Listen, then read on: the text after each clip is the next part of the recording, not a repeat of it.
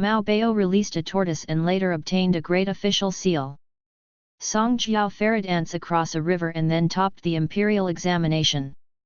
Everyone in the world says that the sky is lofty and distant, but who knows that the merits accumulated secretly will come with rewards. There was once a wealthy man named Jin Zhong in the Changshuatang area of Jiaxing Prefecture, Zhejiang Province. He had a vast fortune and his family had been addressed as master for generations. He was extremely stingy. He had 5 constant grudges in his life. What were these 5 grudges? First, he resented the sky, second, the earth, third, himself, fourth, his parents, and fifth, the emperor.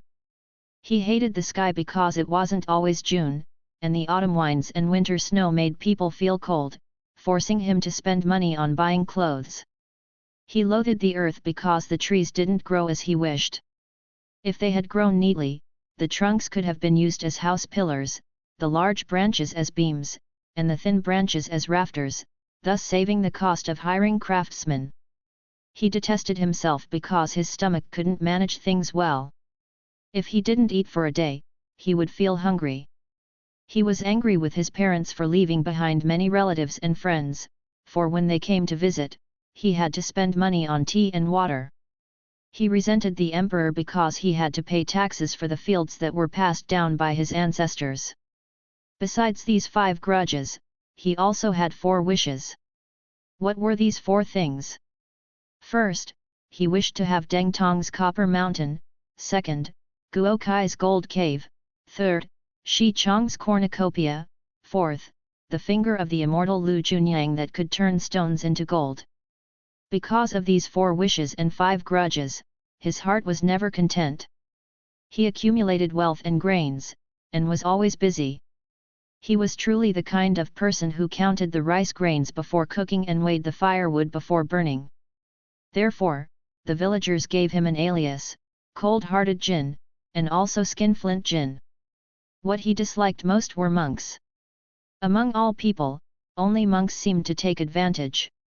They were only good at accepting donations from the common people, and there was never a case of them donating back to the common people. So, when Cold-Hearted Jin saw a monk, he regarded them as a thorn in his eye and a pain in his throat. Near his residence was the Fuxian nunnery. Master Jin, at the age of 50, had never spent a single coin on incense in the nunnery. He was glad that his wife, Lady Shan, was born on the same year, month, and day as him, just at a different hour. She was particularly fond of eating vegetarian food and doing good deeds. Master Jin liked her for eating vegetarian food, but was annoyed by her penchant for doing good deeds. Since they had no children when he was 40, Lady Shan secretly donated more than 20 taels of silver from her hairpins and combs to the old monk in the Fuxian nunnery, asking him to decorate the Buddha statues and chant sutras to pray for offspring. The Buddhist gods seemed to answer her prayer, and she indeed gave birth to 2 sons in succession, both of whom were handsome. Since they were prayed for in the Fuxian nunnery, the elder son's nickname was Fuer, and the younger son's nickname was Shunner.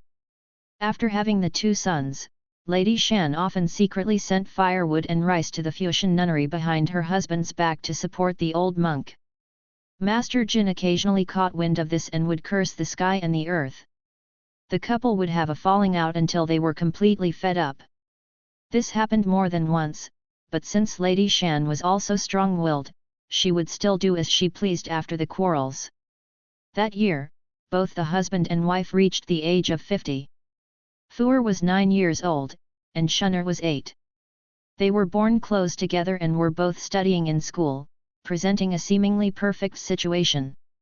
On their birthday, Master Jin, fearing that relatives and friends would come to celebrate, hid outside in advance. Lady Shan scraped together some of her private money and sent it to the nunnery to hold a vegetarian religious ceremony. One reason was to celebrate the longevity of the old couple, and the other was to fulfill her vow as her sons had grown up.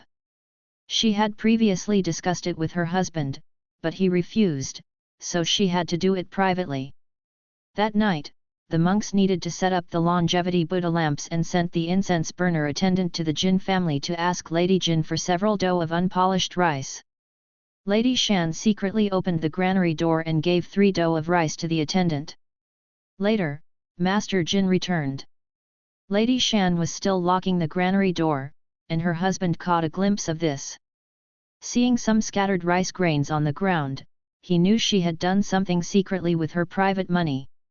He wanted to argue, but then thought, today is a special birthday, and besides, the things are already gone and can't be retrieved.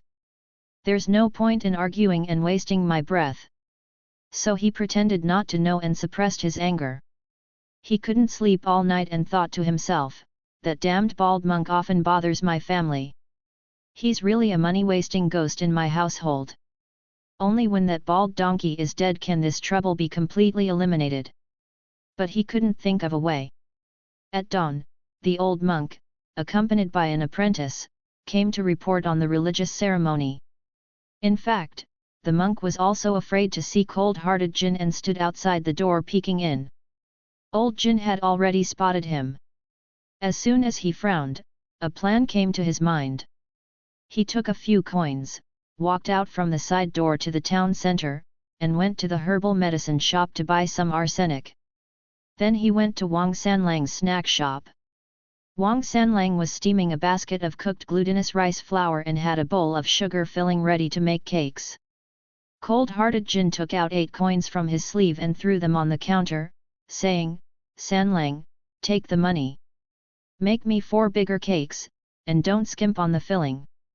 You just make the dough into a hollow shape, and I'll put the filling in myself." Although Wang Sanlang didn't say anything, he thought to himself, the famous cold-hearted Jin, Skinflint Jin. Since I opened this snack shop a few years ago, I've never seen a single coin from his family. Today is really a stroke of luck, and I can earn 8 coins from him. He likes to take advantage, so I'll let him put more filling in to attract him as a regular customer next time. Wang Sanlang took out some snow-white cooked glutinous rice flour from the basket, truly made it into a hollow shape, and handed it to cold-hearted Jin, saying, "Master, please do as you like." Cold-hearted Jin quietly sprinkled the arsenic powder inside the cake, then added the filling and made the cakes. He made 4 cakes in this way, put them hot in his sleeve, left Wang Sanlang's shop, and walked towards his home. The 2 monks were drinking tea in the hall. Old Jin greeted them cheerfully. After the greeting, he went inside and said to his wife, "The 2 masters arrived early in the morning and are probably hungry. Just now, a neighbor invited me to have some snacks. I saw the cakes were nicely hot, so I brought 4 of them back in my sleeve. Why don't we invite the 2 masters to have them?" Lady Shan was very pleased that her husband had a change of heart and was willing to do something good. She took out a vermilion plate, put the 4 cakes on it, and asked the maid to take it out. When the monks saw that the master had returned, they didn't dare to stay long and had no appetite for the cakes anymore.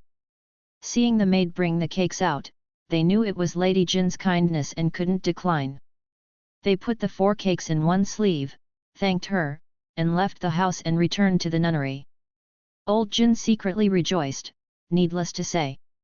Now, let's talk about the 2 students of the Jin family who were studying in the local school. After school, they often went to the nunnery to play. That night, they went to the nunnery again. The old monk thought, the 2 young masters of the Jin family often come here, and I have nothing to treat them with.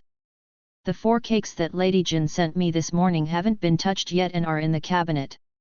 Why not heat them up and treat them to a cup of tea? He immediately instructed his apprentice to take out the 4 cakes from the cabinet, heat them until they were golden brown in the kitchen, and make 2 cups of strong tea. He placed them in the room and invited the 2 young masters to have tea.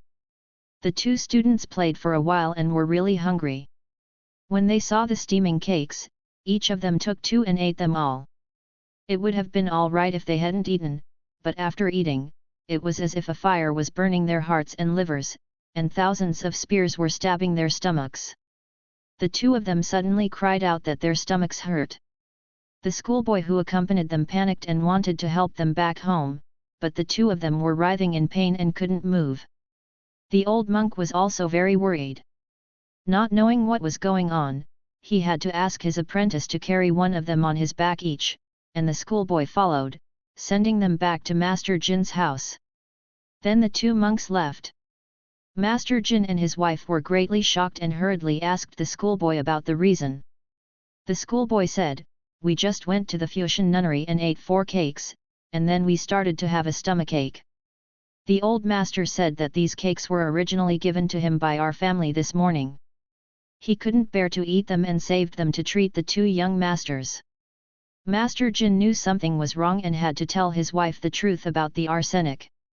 Lady Shan became even more panicked and tried to pour cold water on the children, but how could she wake them up?